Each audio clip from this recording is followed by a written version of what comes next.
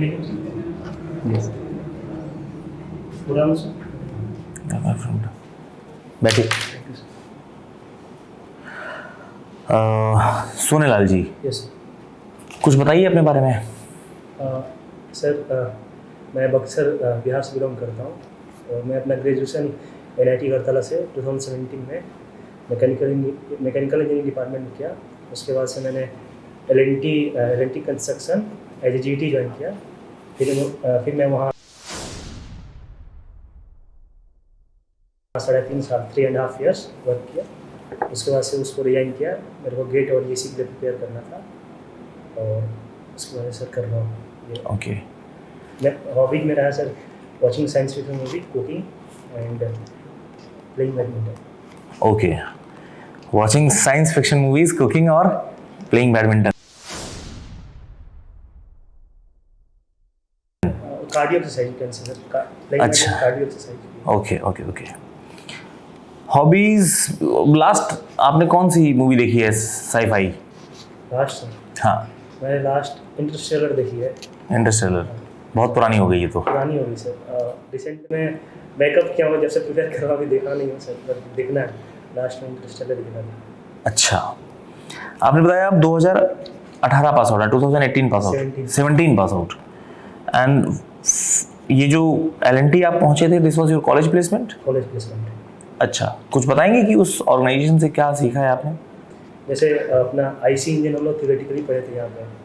There I had chance to see everything practically. जैसे अपने हाथों से मैंने इंजन को खोला, उसको असेंबल किया, पार्ट्स को देखा, क्या पिस्टन होता है, पिस्टन क्या होता है, उसका फंक्शन क्या होता है, कैसे असेंबल होता है, कैसे डिसेंबल होता है, क्या हाइड्रोलिक सिलेंडर होता है, हाइड्रोलिक पंप क्या होता है, उसको डिसमेंटल करेंगे, उसके अंदर पार्ट्स क्या होगा। मतलब प्रैक्टिकल थिंग, मैकेनिकल पार्ट्स के बारे में अच्छा नॉलेज हुआ। प्लस मैनेजिंग थिंग्स, जैसे मेरे को एक सेक्शन हैंडल करना था, रोड प्लेट था, एक सेक्शन को हैंडल करना था, तो उसमें कैसे वर्कफोर्स मैनेज करना है।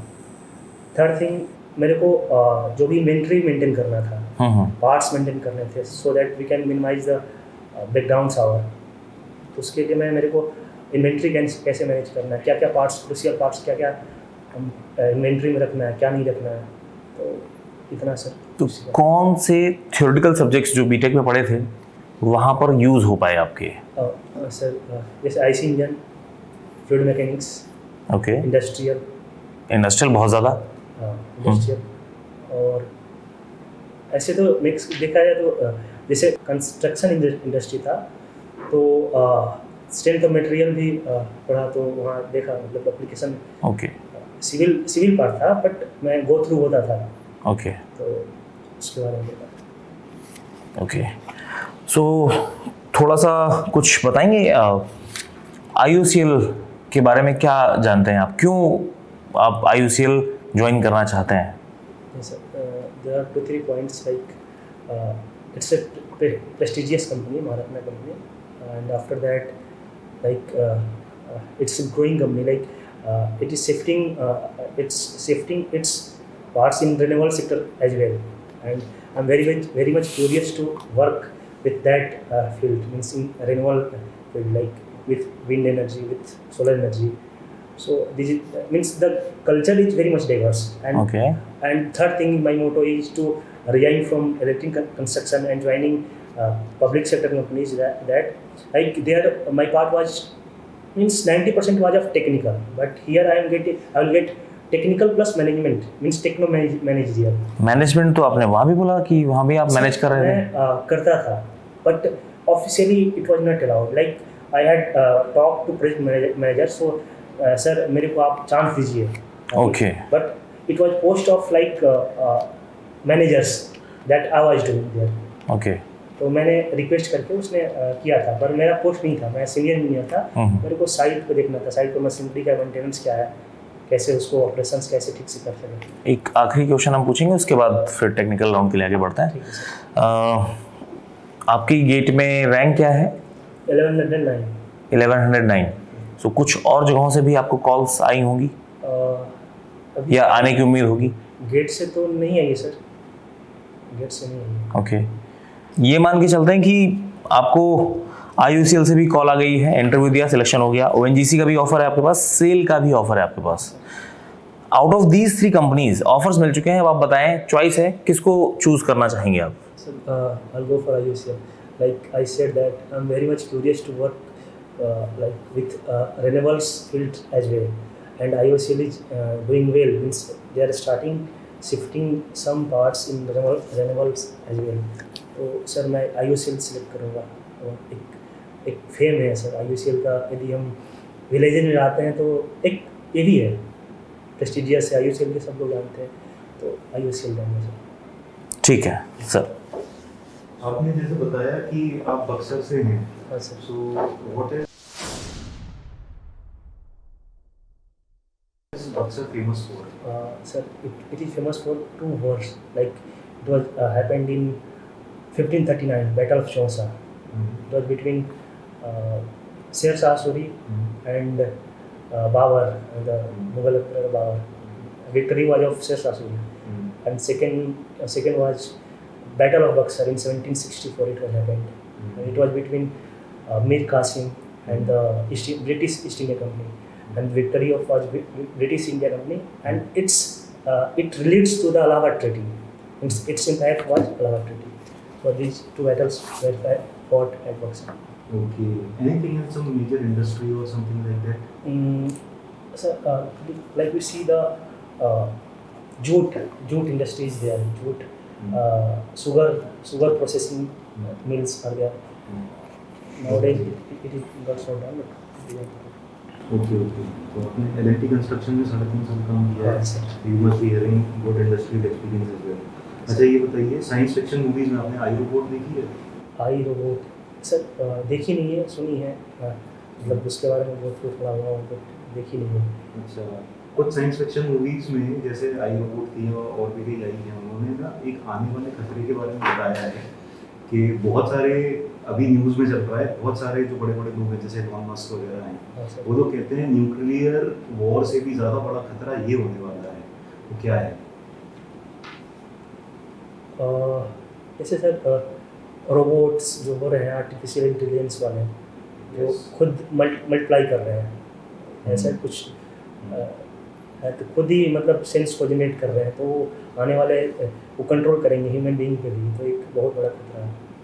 ओके, आपका क्या कहना है इसके बारे में? It was getting multiplied without any authority, so it might be in future. अच्छा, और कोई मूवी जो इस चीज़ से रिलेटेड अगर आपने देखी हो, आई रोबोट के अलावा कुछ और आपको? रोबोट से रिलेटेड, रोबोट या फिर इस खतरे से रिलेटेड? आयरन मैन का सब iron man is not related to this. I am not aware of this. So ये आपका अगर हम लोग टेक्निकल बात करें तो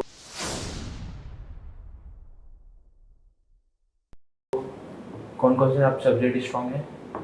3 subject. Thermal parts, thermal engineering, means thermodynamics, heat transfer, fluid mechanics, can include power plant, IC engine. What is entropy? It measure degree of randomness और disorderness. Mathematical definition अगर हम लोग पूछें एंट्रोपी का तो? Mathematical definition. Mathematical definition. If you want, you can write. Yeah, patient I can write. Like the term that basically we come across dq by dt, dq by t, the heat transfer by t, ds plus h generation. If it is reversible, it will get 0. If it is irreversible, it will be there. The adiabatic process, entropy will be 0. ठीक है। अगर हम लोग बात करें buoyancy force क्या होता है? Buoyancy force. Okay, sir. It is the upthrust force that if any body is submerged in fluid, so there will be one upthrust force, that is the buoyancy force, and the effect is that it will leads to means lower the weight, actual weight, means it will show imaginary weight of that body. IOCL के क्या क्या products हैं, मतलब क्या क्या product? Petroleum है, natural gas है। Petrol को अगर हम लोग IOCL की बात करें तो टेक्निकल टर्म में क्या बोलते हैं? गैसोलीन। पेट्रोल को सर ठीक है। और क्या क्या प्रोडक्ट हैं? हेवी ऑयल्स है, लुब्रिकेंट्स है, नाफ्ता, डीजल, केरोसिन, नेफ्था का क्या यूज है? एयर टर्बाइन फ्यूल में। नहीं, एटीएफ एक अलग प्रोडक्ट है। ओके सर, अलग सो product है। I am not sir Kuldeep sir, आपने कॉलेज में प्रोजेक्ट क्या किया था? Sir my project was solar based portable cold storage. Okay, so आपका क्या रोल था उसमें? We are a team of 3 members. So we first fabricated the outer parts. After that, first we designed and fabricated and implemented that. Like basically, if we say, if I explain it, like in normal refrigerator, we supply electricity to the compressor. But in our case, we supplied electricity only, but it was solar based. Means first we used solar, then battery, then inverter, then we supplied. The main reason was that I was completed BTech from Tripura, Agartala, and there was many remote location where electricity was not easily available. For that places we can use this type of refrigerator. Yes. Okay, and internship कहाँ से करी थी आपने? Internship sir ऐसे summer training किया था मैंने। Summer training. Summer training किया था NTPC बाहर से और HEC रांची। एनटीपीसी से की है आपने? एनटीपीसी का फुल फॉर्म क्या है? National thermal power corporation. Okay, तो एनटीपीसी में आपने ऑलरेडी इंटर्नशिप करी है, तो अगर आपके पास एनटीपीसी का भी ऑफर आता है IOCL के अलावा, तो क्या चूज़ करेंगे आप? सर ऑब्वियस IOCL चूज़ करूँगा। मैं हमेशा एक ही रीजन कर रहा हूँ, साइड कर रहा हूँ सर कि रेन्यूएबल सेक्टर में ये फर्स्ट पीस हुए जो अपना कर रही है, लीड कर रही है, और प्लस बैटरीज भी कर रही है। बैटरीज भी मतलब इलेक्ट्रिक जो भी अभी इन्वायरमेंट्स को जो भी इफेक्ट कर रहा है उसमें ये काम कर रही है, और मैं उसमें अपना कंट्रीब्यूशन देना चाहता हूँ, तो IOCL को मैं चूज़ करूँगा सर। आपने IC इंजन पे भी LNT में काम किया है, Yes, sir. तो उसमें जो पिस्टन रिंग होती है वो कौन से मटेरियल की होती है? ये सर कास्ट आयरन होती है, मतलब वेयर स्ट्रेंथ ज़्यादा होना चाहिए, तो cast iron, brake cast iron. अच्छा, जो रिंग होती है वो हम कितने नंबर्स रखते हैं रिंग का? 3 नंबर रखते हैं सर, 3 होते हैं सर इसमें। ओके, और पिस्टन जनरली किस मटेरियल का बना होता है? एल्युमिनियम वाला है sir.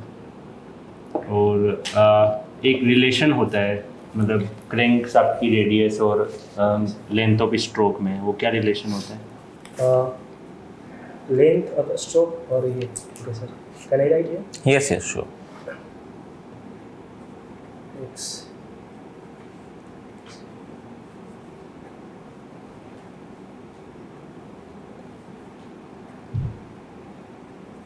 yes sir, we can say this is a stroke L minus R cos theta plus L sin theta. This is the general relation. If we derive it, then we'll get simpler form of it. Okay, no maybe आपने question थोड़ा गलत miss interrupt कर लिया है। मेरा question ये था कि जैसे मान लो इन केस मैंने आपको क्रैंक रेडियस दे दी है, अच्छा। कोई भी अमाउंट, और उससे मैंने आपको टू टाइम्स होता है सर। आपने question okay sir, sorry L equal to 2 R। Okay, तो जो हमारे हेवी व्हीकल होते हैं उनमें हम कौन सा इंजन यूज़ करते हैं, और लाइट व्हीकल में कौन सा इंजन यूज़ करते हैं? हेवी में सर CI इंजन करते हैं, लाइट में SI इंजन। अच्छा, ये जो CI इंजन होता है इसको हम और भी किस किस नाम से जान सकते हैं? CI इंजन को सर डीजल इंजन बोलते हैं। हाँ, उसी में डीजल इंजन को और भी कुछ बोल सकते हैं। हाँ सर। जैसे अगर आप देखोगे कई बुक्स में डीजल इंजन लिखा होता है, कई बुक्स में ऑयल इंजन लिखा होता है, तो ऐसा क्यों है? मतलब इसका कोई रीज़न आपको पता हो?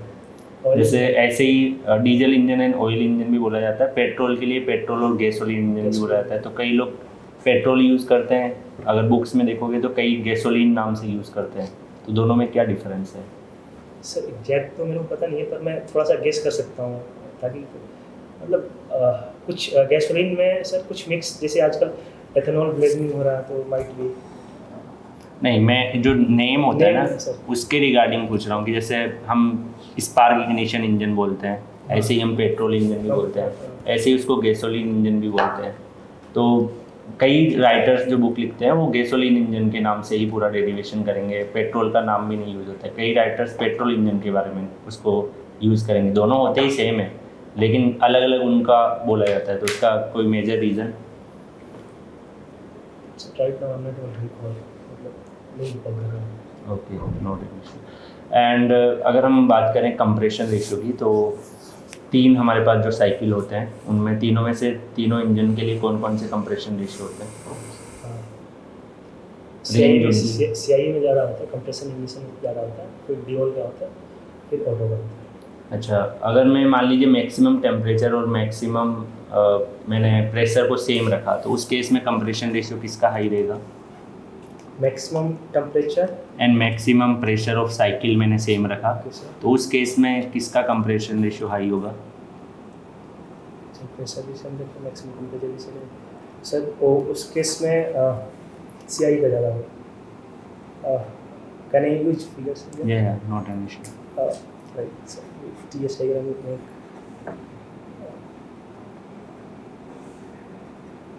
सर स्लोप ये भी वेलोसिटी वॉल्यूम इक्वल कांस्टेंट, इसका स्लोप ज़्यादा होता है प्रेशर पे। यहाँ we have to reach here, तो सर सीआई का ज़्यादा होगा सर, सीआई का ज़्यादा। अच्छा, एक स्पार्क गैप एक टर्म होती है, स्पार्क गैप, स्पार्क गैप, या तो उसका क्या मतलब होता है? जैसे अगर मैं उसकी स्पार्क गैप को ज़्यादा कर देता हूँ या कम कर देता हूँ तो उससे क्या कॉन्सिक्वेंसेज आते हैं हमारी जो भी स्पार्क प्लग लगाते हैं उसमें? सर प्रॉपर कंबस्शन जो होनी चाहिए वो नहीं हो पाती यदि स्पार्क प्लग थोड़ा कम ज़्यादा हो जाए तो। ओके, और नोकिंग अगर एक टर्म्स होती है, आपने सुना होगा, तो नोकिंग को कैसे रिड्यूस कर सकते हैं हम इंजन में? कौन सी इंजन में सर? एसआई और सीआई? एसआई में। एसआई में बेसिकली ब्रॉडली बात करें तो टेम्परेचर्स को जो मेनली टेम्परेचर से ज़्यादा होने की वजह से होती है, टेम्परेचर को कम करके स्पीड को बढ़ा दें, तो उसमें बहुत सारे फैक्टर हैं। लाइक सर जैसे सीआई में कुछ अपोजिट होता है या सेम होता है? अपोजिट होता है सर, उसमें टेम्परेचर ज़्यादा होना चाहिए, जिससे कंप्रेशन रेशियो ज़्यादा होना चाहिए, ताकि उसमें एसआई में पोस्ट कंबसन होता है डेटोनेशन, और सीआई में प्री कंबसन होता है, पहले ही हो जाता है। मिक्सिंग के टाइम होता है जो कंट्रोल नहीं किया जाता, होगा ही सर, उसको कंट्रोल नहीं किया जा सकता, that will happen. Uncontrol combustion होता है, उसको करने के लिए स्टार्टिंग का टेम्परेचर हमें थोड़ा इंक्रीज करना पड़ेगा। अच्छा, सीआई इंजन में कार्बोरेटर यूज़ करते हैं हम? नहीं सर, उसमें नहीं करते, मिक्सिंग के लिए नहीं करते। ओके। जैसे आप बार बार बोल रहे हो कि आपको रिन्यूएबल सोर्स में बहुत ज़्यादा वर्क करना है, यस ठीक है, तो IOCL का तो मेन रिन्यूएबल सोर्स नहीं है ना, मेन तो उसका पेट्रोलियम प्रोडक्ट है। वो तो इसलिए जा रहा है कि फ्यूचर को देखते हुए कि हम लोग को दिक्कत होगा या जो भी है, तो पेट्रोलियम प्रोडक्ट से तो इन्वायरमेंट को हार्म हो रहा है। तो आप इसको मतलब कैसे जस्टिफाई कर रहे हो कि मतलब मैं आपका मेन फोकस है कि वो रिन्यूएबल वर्क कर रहा है, फिर तो IOCL में आपको मेरा कहना है कि आपको नहीं आना चाहिए सर, क्योंकि ये तो इन्वायरमेंट पॉल्यूशन प्रोडक्ट हो जाता है। फ्यूचर उसी की तरह जा रहा है ना, अभी थोड़ा सा वर्क कर रहा, आने वाले 2 साल में ज़्यादा। तो रिन्यूएबल सोर्स में तो और भी होंगे ऑर्गेनाइजेशन जो प्योरली उस पर डेडिकेटेड होंगे, हैं कि नहीं? पहले तो इंडिया में रिन्यूएबल सोर्स पे काम हो रहा है सर, अदानी ग्रुप अभी प्लांट्स लगा रहे हैं, बहुत जगह है sir. But IOCL what I think कि जैसे पेट्रोलियम के फील्ड में if I see out of 25 refineries in India 11 are handling by IOCL, तो इस फील्ड में भी अच्छा काम कर रहा था। व्हाट आई थिंक कि उसमें भी अच्छा काम करेगा, क्योंकि अल्टीमेटली हमें वहाँ का इन्वायरमेंट अच्छा, वर्क इन्वायरमेंट अच्छा, तो हम लोग वहाँ अच्छे से काम कर सकते हैं। तो लेकिन आपका मैं पोस्टिंग दी हुआ, आपका रिन्यूएबल वाले डिपार्टमेंट में नहीं हुआ, आपका पोस्टिंग है टर्मिनल में, वहाँ तो आपको पेट्रोल बेचना है। Okay sir, no matter, but what I can see sir, if I have knowledge and curiosity, and then I think that I'll get chance, I will talk to my seniors that sir, this we can do, this is my idea. If they will like my idea, then they will, I think, change my department on the आपने जैसे बोला ethanol blending, yes sir, क्या होता है वो? उसमें sir जैसे petrol 100% use नहीं करके उसमें 10% एथेनॉल डाल देंगे, उससे कॉस्ट सेव होगा। एथेनॉल मतलब सस्ता होता है सर, उसको बनाने के लिए हमें जो हस्क है, पेडी हस्क है या शुगर केन है, उससे हम लोग बना सकते हैं, इंडिया में मैन्युफैक्चर कर सकते हैं। तो फॉरेक्स भी बचेगा हमारा इंडिया का, जो फॉरेक्स रिजर्व है। तो खाली कॉस्ट उसका कारण है कि और भी कोई कारण है एथेनॉल ब्लेंडिंग का? ओके सर, हाँ, एथेनॉल ब्लेंडिंग का सर इन्वायरमेंट में भी थोड़ा कम इम्पैक्ट करता है कंपेयर टू पेट्रोल। ठीक है। अच्छा, जैसे हम लोगों ने प्रोडक्ट में कई बार ना हम लोग उसका स्टैंडर्डाइजेशन करने के लिए वो सीरीज जैसे करते हैं BS3, BS4, वो क्या होता है? सर ये जैसे भारत स्टेज 1, भारत स्टेज 2, इसमें एक नॉर्म सेट किया जाता है कि any vehicle can emit this amount of particulate matter, this amount of NOx, this amount of SOx. तो जैसे जैसे BS4 आ रहा है तो उसमें उसकी क्वांटिटी को बहुत कम करते जा रहा है। उसके लिए हमें इंजन्स के अंदर टेक्नोलॉजी ऐसे लाना पड़ेगा जिससे इमिशंस जो हो रहा है ना, जो वो बहुत हार्मफुल है, जैसे सॉक्स SO2 निकलेगा, वो सल्फ्यूरिक एसिड बना लेगा, एसिड रेन होगा, नॉक्स भी नाइट्रिक एसिड बना लेगा, एसिड रेन लीड करेगा जो हमारे मोन्यूमेंट्स को हार्म पहुंचाएगा। तो उसके लिए ऐसा चैलेंज दिया गया ऑटोमोबाइल इंडस्ट्री को, ताकि कुछ टेक्नोलॉजी डेवलप करके उस जो भी हार्मफुल गैसेस पार्टिकुलेट मैटर है उसको कम किया जाए।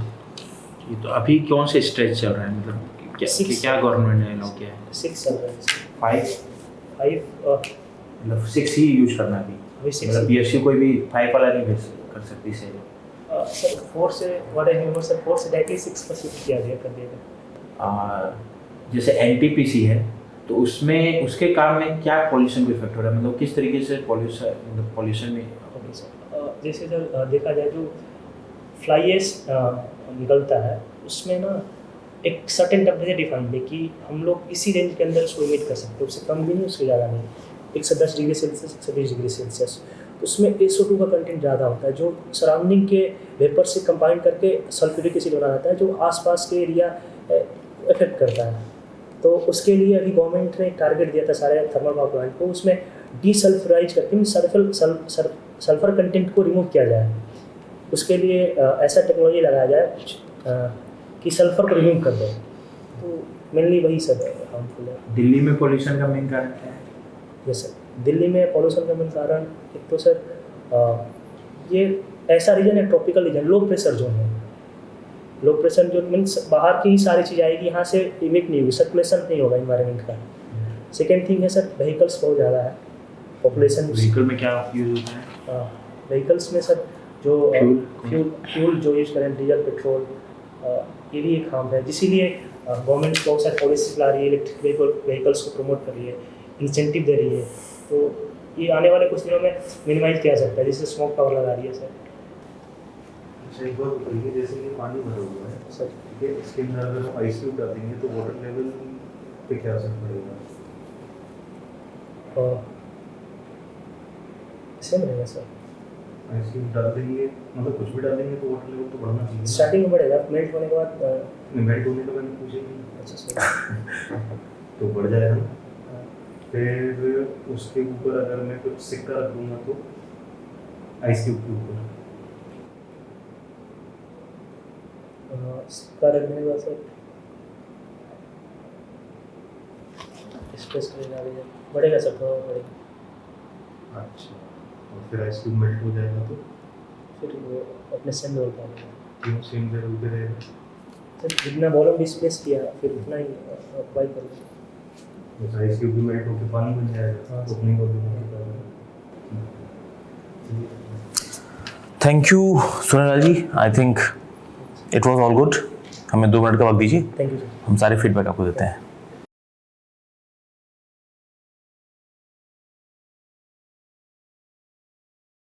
सुनील जी, इससे पहले कि हम लोग कुछ बोले हैं, आप बताओ आपका एक्सपीरियंस कैसा रहा? कहीं कुछ कमियां आपको खुद नजर आई, कमियां अच्छाइयां? इम्प्रूव कर सकते हो। इम्प्रूव सर, थोड़ा आईओसीएल के प्रोडक्ट्स के बारे में थोड़ा डिटेल जानना है। जैसे सर आपने पूछा गैसोलीन, तो इसके थ्रू थोड़ा डिटेल गो थ्रू होना है, गैसोलीन क्यों, पेट्रोल क्यों। आप पेट्रोल का टेक्निकल नेम गैसोलीन क्यों बोले थे? मैं सर नहीं एक्सप्लेन कर पाया था इसको। नहीं, मैं जैसे प्रोडक्ट के बारे में आपको IOCL सबसे पहले तो लिखो, वेबसाइट विजिट करना है, ये लिख लीजिए कहीं पर। IOCL से चीज़ें वेबसाइट विजिट करना है, और ये नवरत्न महारत्न क्या है, ये कब एस्टेब्लिश हुई थी, ये सारी चीज़ें प्रोडक्ट के बारे में रिसर्च करना है। आगे का जैसे विजन क्या है कंपनी का। प्रोडक्ट जैसे पेट्रोल का वहाँ नाम एमएस है, एमएस सर। और आपने नेफ्था को एफटीएफ बना दिया। अच्छा एटीएफ नेफ्था नहीं है सर। नेफ्था बिल्कुल अलग है। नेफ्था पेट्रोल जैसा प्रोडक्ट है, वो उसको एयरप्लेन में डाल देंगे तो हो सकता है निपट जाए ऊपर के साथ। ATF is linked to SQ, only difference is quality control. MS sir stand for petrol. थोड़ी ये चीजें बच्चों को नहीं मालूम होती हैं, बट अगर आप बता दोगे तो एक अलग स्टैंड कर जाओगे ये आप। आप नेफ्था के बारे में रिसर्च कर सकते हो, ये अच्छा पॉइंट मिला। उससे आजकल पॉलीमर बनाने को यूज कर रहे हैं। सर। ठीक है। कुछ पॉजिटिव चीजें मैं बता देता हूँ, है ना, and you should be happy for that. आपका जो एचआर वाला राउंड है ना, वो बहुत खूबसूरत है। आप किस जगह से हो, वो जगह क्यों फेमस है, उसका हिस्टोरिकल बैकग्राउंड क्या है, उसे बहुत अच्छी कमांड है और बहुत अच्छे से आपने इसको एक्सप्लेन भी किया था। तो history was good, technical knowledge भी बहुत अच्छी है, साउंड है। आपका जो इंटरव्यू यहाँ लिया गया है और बाकी कहीं भी होगा, तो वो ज़्यादातर सब्जेक्ट के फॉर्मुलेज में ना होकर के, because you are experienced candidate, तो आपने वहाँ क्या सीखा उस पर ज़्यादा बातें होंगी। और उसमें फॉर्मूले पूछे एक फ्रेशर बच्चे से, वो फंस जाए चलता है, लेकिन आप 3 साल काम करके आए हो और उसमें अगर आप नहीं बता पा रहे हो तो वो एक बहुत गलत चीज़ हो जाएगी। बट अभी तक आपका प्रैक्टिकल नॉलेज वाली चीज़ भी अच्छी थी, है ना, उसी पे फोकस करिएगा, ज़्यादातर चांसेस हैं उस पर बात किए जाने के। एक आध क्वेश्चंस में आपको जहाँ नहीं मालूम था, आपने सॉरी नहीं आता ये बोलने की बजाय सर मैं कोशिश करता हूँ, गेस कर लेते हैं। ये भी एक पोलाइट नोट होता है कि मैं जो गेस कर रहा हूँ गलत हो सकता है, लेकिन मैं ट्राई कर रहा हूँ। तो इट शोज़ कि आपके अंदर हारने की नहीं, एक कोशिश करने का एटीट्यूड है। ज्योग्राफी वाला जो आपने अंतिम में, दिल्ली में पोल्यूशन क्यों है, नॉर्मल न्यूज़पेपर पढ़ने वाला बच्चा होगा तो सीधे बोलेगा कि इसके लिए जिम्मेदार हैं हरियाणा के किसान। लेकिन आपने जो बहुत सधा हुआ टेक्निकल और ज्योग्राफिकल दोनों मिक्स करके आंसर दिया, that was a very good thing. So मेरे हिसाब से ये सारी अच्छी चीज़ें थी आप में। हाँ, कुछ मैं आपको आप में जो इम्प्रूवमेंट की नीड है वो सजेस्ट करता हूँ। उसके अलावा कुछ ऐसी चीज़ें जो आप में अच्छी है, जिनको आपको मेंटेन रखना चाहिए, वो भी सजेस्ट करता हूँ। एक आप थोड़ा सा ड्रेस जो है ना उसको प्रेस करके आना है। आपने खुद ने भी ये नोटिस किया? ऐसा है कि से आपसे मैं सुबह ही बात किया था, तो मैं नहीं था कि आज शायद मैं आ पाऊँगा, तो मैं रेडी नहीं था। आपने बोला ठीक है आ जाओ, तो फिर मैं रेडी हो गया। Okay, note an issue. जब आप फाइनल इंटरव्यू में जाए तो पूरा आप इसमें भी रह सकते हैं, IOCL में तो सेम ड्रेसिंग सेंस आप यूज कर सकते हो, बट ड्रेस पे थोड़ा वर्क करिए। बट कुलदीप सर मेरे ख्याल से ब्लू शर्ट ब्लू टाई उतना मैच नहीं हो रहा है, आप कंट्रास्ट ले लीजिए, ज़्यादा सही रहेगा। अगर वाइट है तो वाइट रख लेना, वो और अच्छा रहेगा। हाँ जी। एंड दूसरा मैं आपको ये बोलूँगा कि जो आप आंसर करते हैं वो तरीका बहुत अच्छा है। मतलब एक होता है कि अनस्क्रिप्टेड वे में कुछ आंसर आ रहा है, आपका ऐसे लगता है कि मतलब आप कुछ बोलोगे तो एक प्रॉपर वे में स्ट्रक्चर आंसर होता है। जैसे फॉर एन एग्जांपल जो आपने बक्सर का एग्जाम दिया था कि पहले आपने बताया दोनों को, दोनों सेम, जो आपने वार के बारे में जो आपने बताई थी वो दोनों सेम स्ट्रक्चर में थे, तो वो काफ़ी अच्छी क्वालिटी है, तो उसको मेंटेन रखना है।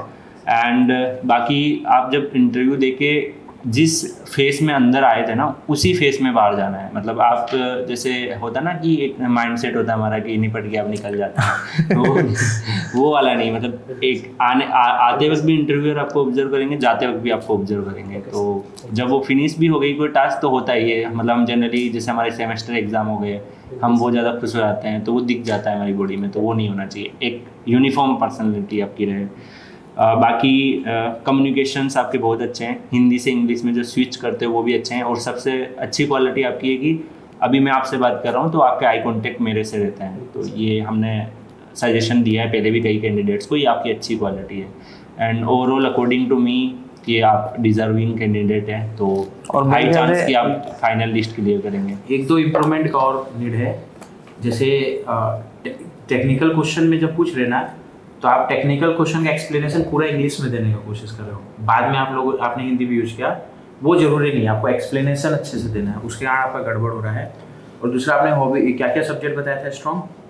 सर थर्मल इंजीनियरिंग बताया था, उसमें थर्मोडायनेमिक्स बताया था, हीट ट्रांसफर बताया था, power plant, IC engine, fluid mechanics. हाँ, तो इतना बहुत ज़्यादा सब्जेक्ट बताने की जरूरत नहीं है। और थर्मल इंजीनियरिंग मत बोलो, बस 3 सब्जेक्ट बोलो।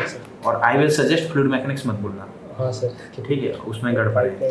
हाँ, जैसे अगर आपने LNT में IC इंजन पे काम किया है ना, तो मेजोरिटी क्वेश्चंस बनेंगे क्योंकि आपने इंडस्ट्रियल एक्सपीरियंस गेन किया है। तो दैट्स टाइम मैंने आईसी इंजन के आपको काफ़ी क्वेश्चन पूछे थे, तो उसमें आप बेसिक जहाँ पे छोटे क्वेश्चंस बन सकते हैं ना, उनको आप रिकॉल कर सकते हैं कि कंप्रेशन रेशियो, यही क्वेश्चन बनते हैं, ज़्यादा डेरिवेशन आपसे नहीं करवाएगा। और आपने एक क्वेश्चन का आंसर दिया था, मैं उसको क्लियर भी कर देता हूँ, जो गैसोलीन वाला नाम था। तो एक्चुअली में जो भी प्रोफेसर्स अमेरिका से जिन्होंने अपनी स्टडी कंप्लीट करी, यूएसए से जो अपनी स्टडी कंप्लीट करी है, वहाँ पे गैसोलीन एंड ऑयल इंजन ज़्यादा यूज़ होता है। जो यूरोपियन है वो डीजल, पेट्रोल, ये टर्म ज़्यादा यूज़ करते हैं। तो अगर किसी प्रोफेसर ने यूएसए से अपना मास्टर्स किया हो या पीएचडी किया हो, तो जनरली उनकी बुक्स में आपको गैसोलीन और ऑयल इंजन के नाम से दिखेगा। कोई टेक्निकल डिफरेंस नहीं है, मतलब या बस नाम टेक्निकल, का ही, हाँ, ज़्यादा- मैं आपसे ज़्यादा बस एक साउंड नॉलेज की क्यूरियोसिटी आती है ना, कई बुक में गैसोलीन वर्ड यूज हो रहा है, कई बुक में वही पेट्रोल हो रहा है, तो ऐसा क्यों? तो just because of your IQ check करने के लिए मैंने एक क्वेश्चन फ्रेम किया था। एथेनॉल ब्लेंडिंग से क्वेश्चन आ सकता है रिसेंटली में, तो उससे रिलेटेड थोड़ा और रिसर्च करके जाना। IOCL के बारे में थोड़ा सा और वेबसाइट को एक्सप्लोर कर ओके लीजिए। सर, मैं गोथ थ्रू थोड़ा कम हुआ था, मैं प्रिपेयर नहीं था आज के लिए शायद, तो नहीं, फिर भी आपका ओवरऑल बहुत अच्छा था, आपको मतलब एक्सपीरियंस का अच्छा नॉलेज है। आपके आंसर अच्छे हैं, थोड़ा सा वॉइस थोड़ा सा ज़्यादा आप लार्ज कर सकते हैं कंपेयर टू, क्योंकि वहाँ पे मे बी आपको डिस्टेंस देख लीजिएगा। बाकी जो मैच्योरिटी एक्सपेक्टेड थी, because you are experience candidate, तो वो मैच्योरिटी दिख रही है। और हमारे हिसाब से लाइक अगर हाई चांस है कि आप तो फाइनल लिस्ट में सेलेक्ट होंगे। रिन्यूएबल सोर्स के कारण आईओएसएल ज्वाइन कर रहा हूँ, खाली ये रीजन थोड़ा सा उतना बड़ा रीजन नहीं है ये, उसका बहुत छोटा पार्ट है, तो आपको और भी चीज़ें ऐड करनी होगी। पब्लिक सेक्टर आप बोल सकते हो, पीएसयू है, मैं प्राइवेट कंपनी में था, ठीक है, एक ज़्यादा मोर स्टेबल जॉब है, 3-4 चीज़ें और ऐड कर सकते हो। खाली फोकस रिन्यूएबल सोर्स बोलने से मतलब वो प्रॉपर उस चीज़ की कंपनी नहीं है, ये हम लोग को ध्यान रखना पड़ेगा। क्योंकि रिन्यूएबल मेरे ख्याल से एलएनटी भी विंड टर्बाइंस बनाने बैठ जाए, हर करते ही होंगे, हर कर दिए सर, है ना। तो प्राइवेट से पीएसयू स्विच कर रहे हैं, सिक्योरिटी है, ये सारी चीजें हो सकती हैं एक रीजन। आप ऑनेस्ट रिवीजन, ऑनेस्ट चीज बता क्योंकि आपका इंटरेस्ट दिखा रहा है कि आप पॉल्यूशन को बचाना चाहते हो, और आप ऐसे कंपनी में आ रहे हो जो पॉल्यूशन में इन्वॉल्व है, समझ रहे हो ना, तो ये चीज़ को बचना है। बाकी हाँ, हम लोग पैनल रहते तो आज आप लोगों को क्या करते सर, सिलेक्ट करते हैं, you are in top list like, तो ठीक है, पूरा अच्छे से आपको इंटरव्यू देना। बाकी दाढ़ी आप ऐसे ही रखने वाले हो या कुछ सेव कर लिया, क्लीन सेव। क्लीन शेव देख लेना, आपके हिसाब से जो अच्छा लगे। ऐसा ये भी कोई ठीक है, बट हल्का सा कुछ ट्रिम कर लोगे तो भी सही लगेगा, ठीक है। So all good, good luck for your future. और सिलेक्शन बस लेटर लेने ही जाना है, जो हल्की फुल्की गुंजाइश थी वो बता दी गई है, वो दूर कर लो, तो कॉल लेटर सीधे हाथ में ही है। हाँ, जैसे छोटे से आप चीज़ें ऐड कर सकते हैं, जैसे एक पास्ट कैंडिडेट ने एक चीज़ ऐड किया था, उन्होंने पेपर को टीयर किया था, तो उन्होंने पूछ लिया था कि नहीं ये जस्ट फॉर इम्प्रूवमेंट है, ऐसा कोई सॉरी वाली नहीं है। आपकी कोई भी ऐसी चीज हमसे बिना पूछे बैठ गए, हमसे बिना पूछे अंदर आ गए, हमसे बिना पूछे उठ के चले गए, तो हमें हार्ड हो सकता है। क्योंकि we are just observe each and everything, तो अगर आप ये भी करेंगे तो उससे भी आपकी पर्सनैलिटी झलकती है, तो वो सारा एनालाइज होता है, तो you can just take care of each and नहीं एवरीथिंग। सर, जैसे मैं पूछता क्योंकि मेरे को लग रहा फीडबैक चल रहा है, तो मैं इसीलिए नहीं, वहां भी ना बस वही ध्यान रखिएगा, रिस्पेक्ट मेंटेन रहे, ठीक है। चलो, thank you and good luck. Select हो क्या मैं